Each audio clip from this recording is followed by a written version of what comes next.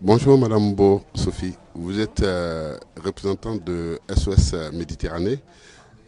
Vous êtes aussi lauréate du prix Félix Faubagny.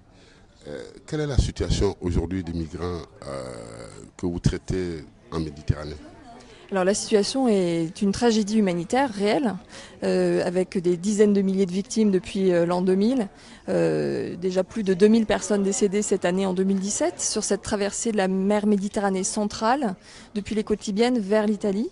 C'est là que nous positionnons notre bateau de sauvetage, l'Aquarius, qui a été affrété donc par SOS Méditerranée, pour pouvoir mener à bien des opérations de sauvetage. Et nous avons déjà secouru 19 481 personnes en 16 mois d'opération, donc près de 20 000 personnes secourues qui toutes nous disent qu'elles fuient une situation de chaos et ce qu'elles décrivent comme un véritable enfer en Libye et qu'elles prennent la mer pour échapper à ce piège. Euh, Vous avez dit tout à l'heure que au niveau de la Libye aussi, il y a un gros problème. Quel est le problème qu'il y a aujourd'hui en Libye qu'on ne décrit pas aujourd'hui? La Libye, malheureusement, est un pays qui est en proie à une véritable situation de chaos politique. Et donc, les trafics divers prospèrent dans ce pays, et notamment la traite humaine, vraiment une très grande échelle. Et donc, les personnes se retrouvent piégées sur ce territoire dans des réseaux mafieux de trafic criminel et poussées à la mer par des passeurs, sans échappatoire, pour échapper à tout ce qu'ils vivent dans ce pays. Très concrètement, de quoi s'agit-il? Il y a des milliers de personnes qui sont enfermées dans des camps, séquestrées, soumises à des violences, à des travaux forcés, parfois de l'esclavage, des viols répétés sur des hommes, des femmes, des enfants. Nous avons secouru parmi les 20 000 personnes, 20% d'enfants, de mineurs non accompagnés qui essayent de faire cette traversée seuls. Et beaucoup d'entre eux nous disent que, quelles que soient les raisons de départ de leur pays d'origine, certains d'entre eux voulaient s'arrêter en Libye pour travailler, d'autres avaient peut-être un projet pour rejoindre l'Europe. Tous ont des raisons variées pour fuir le pays qu'ils ont quitté. Mais en tout cas, ce qu'ils nous disent tous, c'est qu'ils se retrouvent piégés dans ce pays, dans des conditions inimaginables, et qu'ils sont obligés de prendre la mer pour fuir cette situation. Vous avez dit aussi que vous êtes confronté à un problème de dénigrement parce que vous êtes traité comme vous êtes traité comme comment on appelle, des sociétés qui encourageaient les migrants. Qu'est-ce que ça... Je crois que vous êtes suffisamment atteint, non? Alors, en fait, ce qui s'est passé, c'est que déjà au moment où la marine italienne avait mis en place une grande opération de sauvetage, l'opération Mare Nostrum, ça a duré une seule année, entre 2013 et 2014. Voilà, donc nous avons... excusez-moi, on va reprendre. Là, je suis un petit peu gênée par tout ça.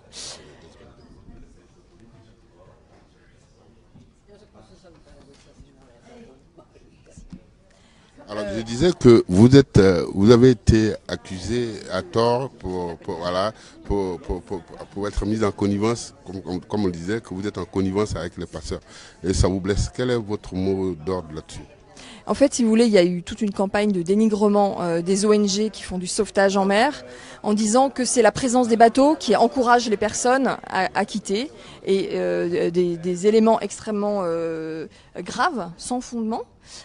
Toute une campagne de dénigrement qui a été menée contre l'ensemble des ONG qui sont présentes sur cette zone de sauvetage, parce que SOS Méditerranée n'est pas la seule, et en accusant les sauveteurs d'être responsables des flux migratoires, alors que nous faisons face à une tragédie humaine sans précédent, que 75% des victimes dans le monde sur les routes migratoires se produisent justement sur cet axe de Méditerranée centrale. Donc il n'est pas possible d'accuser l'ambulance d'être responsable de la maladie, si vous voulez. C'est pas possible de reprocher aux sauveteurs d'être la cause de ces migrations, etc.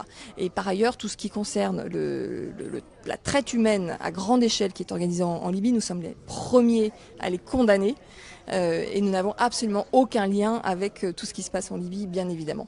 D'accord. Les deux dernières questions. De quoi vous vivez concrètement? Qui est-ce qui vous aide pour pouvoir aider ces migrants?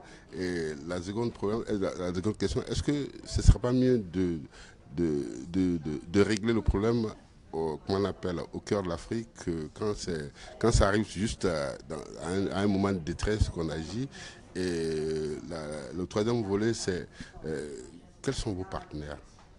Alors, le premier volet, c'est le coût de cette opération qui est considérable puisque notre bateau, l'Aquarius, c'est un très grand bateau qui peut accueillir en théorie environ 500 personnes, mais nous sommes très très souvent amenés à avoir jusqu'à 1000 personnes à bord face à des situations de départ massif et de détresse absolue.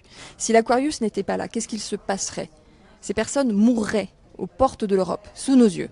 Et nous, citoyens européens, nous considérons que ce n'est pas acceptable. Que si nous pouvons faire une petite action pour contribuer au moins à améliorer cette situation, ce drame, il faut la faire. Nous sommes nés de la défaillance des États qui ne prennent pas leurs responsabilités. Il y a des lois internationales, des conventions maritimes que nous respectons entièrement, qui indiquent qu'il est obligatoire de porter assistance à n'importe quelle embarcation en détresse. C'est une obligation. Donc nous ne faisons que notre devoir de citoyens responsables et solidaires. Ne pas le faire, c'est vraiment nier notre part d'humanité. Donc on ne peut pas laisser, quelles que soient les raisons et quelle que soit la complexité des flux migratoires et les débats politiques, ce n'est pas notre propos à nous. Nous sommes des sauveteurs, des humanitaires, et quand il y a une tragédie humanitaire et des milliers de personnes qui risquent de périr en mer, il faut faire quelque chose.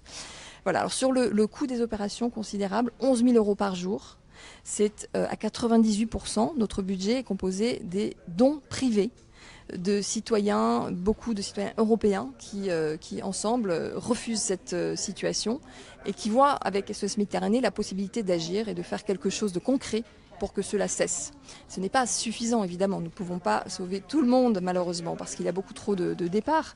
Mais 20 000 personnes secourues en 16 mois d'activité, ce n'est plus un symbole, c'est vraiment une action importante. Et voilà, donc je pense que c'est essentiel de continuer. Alors, le prix Houphouët-Boigny, qu'est-ce que ça vous dit? Est-ce que vous vous attendez dans quel état d'âme vous vous placez d'être lauréat du prix Félix Houphouët-Boigny?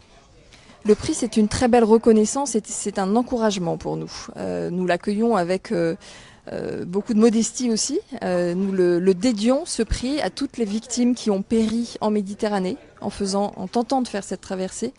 Et il nous encourage et il est un espoir puisque nous appelons de nos voeux une politique pour régler les problèmes dans les pays, pour affronter les questions des flux migratoires qui se posent à notre société. Ça ne sert à rien de mettre la tête dans le sable, il faut travailler ensemble, les pays européens, les pays du Sud, les pays de départ, et arrêter de penser que ces flux vont disparaître. C'est une réalité, c'est un fait social majeur de notre monde, et donc il faut absolument d'urgence que les politiques se mettent à travailler ensemble pour trouver des solutions dans les pays d'origine ou dans les pays d'accueil.